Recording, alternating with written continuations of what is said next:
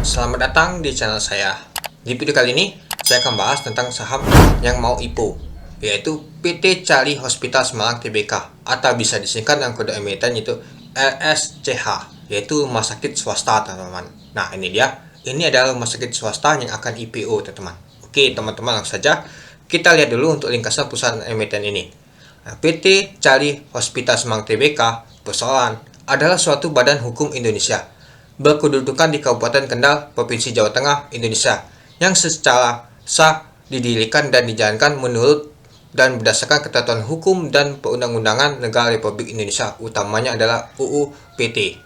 Saat ini perusahaan berdomisili di Ngaben, Kelurahan Ngaben, Kecamatan Boja, Kabupaten Kendal, Provinsi Jawa Tengah.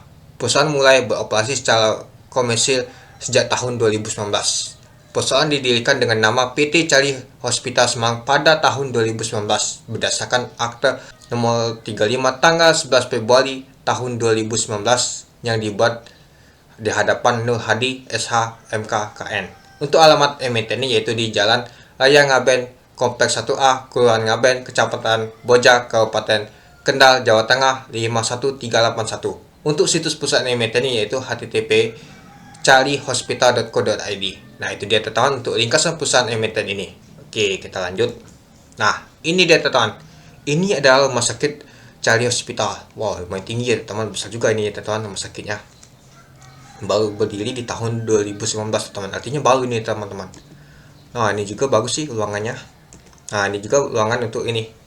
Untuk rawat inapnya teman-teman. Itu. Oke, kita lanjut. Informasi perusahaan IPO ini teman-teman. Jumlah saham yang ditawarkan adalah 530 juta lembar saham dari total saham yang dicatatkan yaitu 20%. Untuk harga penawaran yaitu 105 sampai 125. Untuk dana deploy yaitu sekitar 55M sampai 66M. Untuk penawaran awal yaitu di tanggal 4 Agustus sampai 8 Agustus tahun 2023. Untuk penawaran umum yaitu di tanggal 21 Agustus sampai 23 Agustus tahun 2023. Untuk pencatatan saham yaitu di tanggal 23 Agustus tahun 2023. Untuk pencatatan saham di Bursa Efek Indonesia yaitu di tanggal 25 Agustus tahun 2003. Untuk underwriternya adalah AHA, Sinan Sekuritas Indonesia. Masuk ke papan pengembangan teman-teman. Itu dia. Oke, kita lanjut. Lalu kita masuk ke rencana penggunaan dana teman-teman. Yang pertama, sebanyak 48,13% akan digunakan perusahaan untuk menyelesaikan pembangunan rumah sakit Cali Hospital Demak. Nah, jadi dan ini mau menyelesaikan rumah sakitnya teman, mungkin banyak belum selesai sih, jadi masih butuh dana. Nah, untuk rincingan untuk penggunaannya silakan teman-teman untuk cek di prospektusnya. Ini saya ringkas saja. Yang kedua, sebanyak-banyaknya 45,89% akan digunakan perusahaan untuk pembelian alat medis. Nah, ini juga teman-teman bisa cek ya, alat medis apa saja sih yang akan mereka dibelikan itu. Yang ketiga, dan sisanya akan digunakan untuk modal kerja perusahaan dan modal operasional dan atau digunakan untuk pembelian persediaan perusahaan. Nah, itu dia teman-teman untuk rencana penggunaan dana ini. Oke, kita lanjut. Kita lihat dulu untuk struktur pemegang saham ini teman-teman.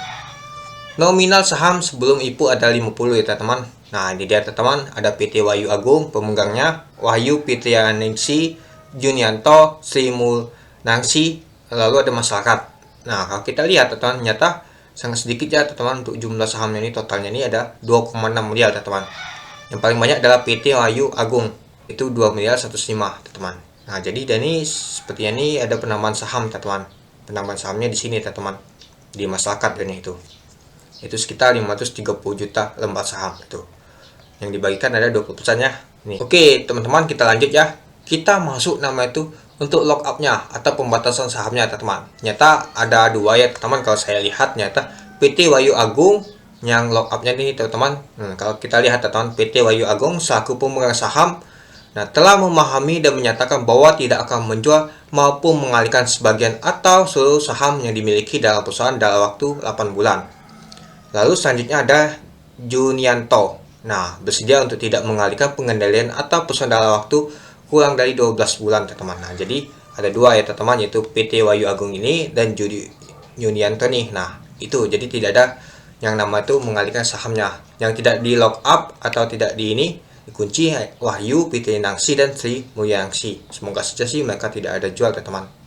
Itu kalau saya lihat sih nggak mungkin sih mereka mau jual, karena juga nilai nominalnya saja 50 per lembar saham teman-teman. artinya mereka mau jual ya setidaknya mau cuan lebih besar dulu teman-teman, itu dia. Apalagi ini perusahaan rumah sakit ini baru berdiri teman-teman itu. Oke, kita lanjut ke hubungan kepemilikan, pengurusan dan pengawasan perusahaan dengan pemegang saham berbentuk dalam badan hukum teman-teman, ini dia. Nah, ini adalah Wahyu PT Nangsi teman-teman. Nah, dia ada juga di perusahaan ini PT Baja Indrajaya Indonesia, terus juga 24%, Junianto 70%, Oki Hendra Prajaya, ini dia PT Wahyu ini teman-teman, PT Wahyu Agung ini, terus ada juga nama PT Mahesa Jenderal Semarang. Lalu ini dia teman-teman bidatannya Wahyu PT Nangsi, terus juga Sri Munangsi, Junianto. Nah, di sini itu dia teman-teman. Oke. Kita lanjut ke laporan keuangan teman-teman. Nah, kalau kita lihat teman-teman untuk jumlah asetnya dari tahun ke tahun nyata mengalami peningkatan teman-teman sampai tahun 2023. Nah, ini semuanya sudah diaudit ya teman-teman. Nah, lalu untuk jumlah liabilitasnya sama teman-teman. Dari tahun ke tahun mengalami peningkatan teman-teman. Tapi di tahun 2023 untuk liabilitas untuk utangnya ini nyata menurun sangat drastis teman-teman. Kemungkinan besar sih sudah dibayar sih teman-teman. Itu.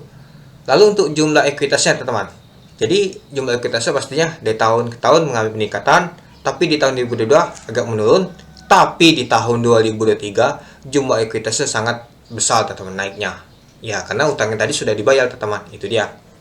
Oke, kita lanjut ke laporan laba ruginya. Oke, kita lihat untuk pendapatan teman-teman. Dari tahun ke tahun nyata mengalami peningkatan, dari tahun 2020 ke tahun 2021 lumayan meningkatnya. Mungkin masih efek corona kemarin teman-teman, itu. Di tahun 2022 agak menurun sedikit teman-teman. Nah, ini dia untuk pendapatannya. Lalu di tahun 2023 karena masuk kuartal pertama ya masih sedikit sih teman-teman untuk pendapatannya itu. Tapi kalau kita lihat teman-teman, beban pokoknya ini lumayan tinggi teman-teman. Nah, untuk beban pokoknya nih, nah kalau kita lihat teman-teman. Jadi kalau kita lihat untuk laba kuartalnya sangat sedikit dapatnya teman. Itu apalagi tahun 2022 nih. Tahun 2021 masih mending lah. Karena beban pokoknya mungkin sangat ini ya, sangat ringan. Mungkin beban pokoknya itu karena banyak diisi oleh oleh pasien tadi teman-teman, jadi tidak terlalu besar misalkan penggunaan listriknya, penggunaan apapun teman-teman itu. Terus juga kalau kita lihat untuk laba rugi operasinya lumayan juga sih teman-teman tuh. Oke, kita langsung saja teman-teman kita lihat untuk laba bersih periode berjalannya teman-teman. Oke, kalau kita lihat di tahun 2020 ternyata mengalami kerugian sekitar 3,8 miliar, masih rugi nih teman-teman. Tapi di tahun 2021 bisa mencetak laba yaitu 2,7 miliar. Lumayan sih teman-teman, jadi masih bisa cetak laba nih. Ya, mungkin 2021 kemarin itu kan masih corona itu kan masih kuat teman-teman. Jadi dia bisa mencetak laba. Tapi di tahun 2022 dia mengalami kerugian lumayan besar teman-teman, yaitu sekitar 7,3 miliar minusnya teman-teman, ruginya. Itu. Nah, lalu di tahun 2023 ternyata masih rugi juga teman-teman di kuartal pertama. 625 juta. Ya, sangat sedikit sih karena baru kuartal pertama. Kita nggak tahu kuartal kedua atau ketiganya itu. Jadi kalau kita lihat dari tahun ke tahun nyata masih mengalami kerugian meskipun pendapatannya naik teman-teman itu. Kita masuk ke policy LSCH di tahun 2022 yang tahun berjalan teman-teman. Kalau kita lihat teman-teman untuk harganya yaitu 105 dan 125 ya. Untuk PBP-nya 7,41 kali di 105, untuk 125 yaitu 8,82 kali. Untuk pelnya yaitu minus 37,83 kali di 105, di 125 yaitu minus 45,04 kali. Untuk BP-nya sama rentang harganya 14,17, untuk DOL juga sama untuk rentang harganya 142,24%, untuk LAI juga sama untuk rentang harganya minus 19,58%, EPS juga sama teman-teman yaitu minus 2,78. Untuk jumlah sahamnya tadi kita lihat teman-teman yaitu 2,6 miliar, untuk ekuitasnya yaitu 37 miliar, untuk laba bersih di tahun 2022 yaitu minus 7,3 miliar, untuk total hutangnya yaitu 53 miliar, untuk market cap di 105 yaitu 278, untuk market cap di 125 yaitu 331 miliar. Oke, kita lanjut untuk policy di tahun 2023 di kuartal pertama. Nah, kalau saya lihat sih untuk di kuartal pertama di tahun 2023 ini menarik teman-teman. Oke, kita lihat dulu. Untuk harga 105 dan 125 ya, untuk PBP-nya yaitu 2,99 kali, untuk di 105, untuk 125 yaitu 3,56 kali. Untuk pelnya yaitu minus 44,92 kali di 105, untuk di 125 yaitu minus 529,66 kali.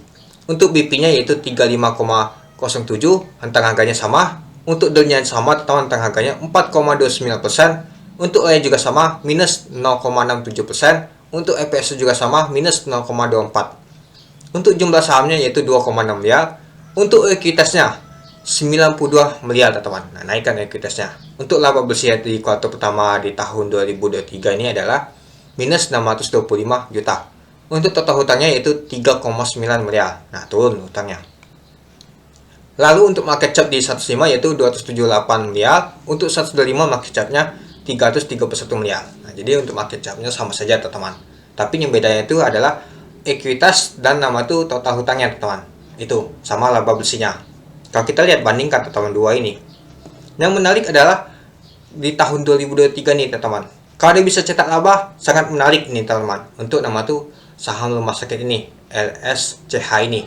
Karena PBP-nya sangat kecil teman-teman. Ini 2,99 kali. Ya, karena ekuitasnya tinggi teman-teman. Dan total hutangnya sangat kecil. Nah, delnya aja 4,29 kali. Nah, kalau kita lihat untuk delnya 4,29%. Nah, sedangkan di tahun 2022 delnya sangat tinggi teman-teman. Nah, dan untuk PBP-nya sangat tinggi juga teman-teman. Itu. Ya, karena ini labanya ini tinggi teman-teman, apalagi utangnya. Ekuitasnya sangat kecil. Malah lebih besar dari utangnya teman-teman bandingin ekuitasnya itu. Oke, kita masuk kesimpulan teman-teman. Yang pertama, untuk kinerja perusahaan saham LSCH ini dari tahun 2020 naik terus untuk pendapatan sampai tahun 2022. Ya, kalau kita lihat tadi ya teman-teman, dia naik terus. Meskipun di tahun 2022 sedikit menurun dari tahun sebelumnya, tapi di tahun 2021 bisa mencetak laba bersih tadi teman-teman. Tapi di tahun 2020, 2022 sampai tahun 2023 masih mencetak nama itu kerugian teman-teman untuk laba bersihnya. Meskipun pendapatan selalu naik. Itu teman-teman untuk kinerja perusahaan saham SHCH ini. Kita nggak tahu apakah tahun 2023 ini bisa mencetak laba atau tidak, karena di kuartal pertama masih rugi dia tadi teman-teman. Itu. Yang kedua, tujuan penggunaan dana lumayan menarik untuk modal kerja dan belanja modal kerja teman-teman. Tadi yang kita lihat teman-teman. Yang ketiga, untuk underwriter dari IPO saham LSCH ini adalah AHA.